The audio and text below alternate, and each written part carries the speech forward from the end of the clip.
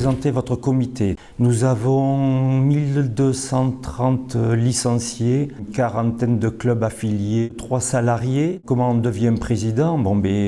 C'est, je crois, une suite logique de tout l'engagement que j'ai depuis plus de 25 ans dans le monde associatif. J'ai longtemps milité pour faciliter l'intégration scolaire et sociale des personnes en situation de handicap mental.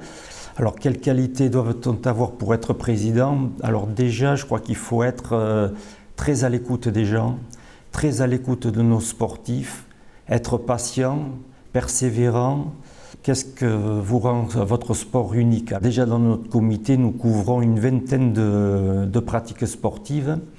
Et ce qui le rend unique, c'est surtout nos sportifs, qui sont tellement différents les uns des autres, avec des niveaux sportifs et intellectuellement tellement différents, qui fait qu'il y a une complexité supplémentaire qui est là. Alors, quelle est la place des femmes dans le sport? Les femmes et les hommes dans nos activités sportives, il n'y a pas de différence puisqu'ils sont tout le temps mélangés. Nous avons très peu d'activités uniquement réservées aux femmes. Un mot sur les bénévoles. Donc, les bénévoles, ce sont des gens extraordinaires et qui nous sont indispensables.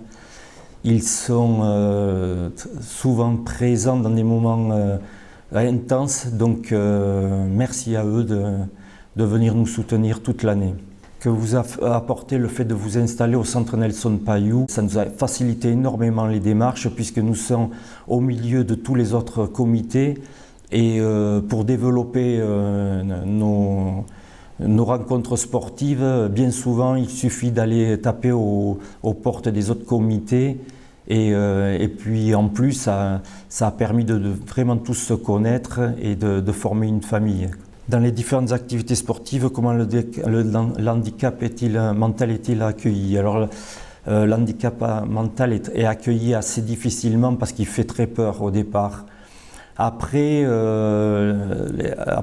quelques temps, de suite, les choses deviennent plus normales et il y a souvent beaucoup d'affection qui se met en place.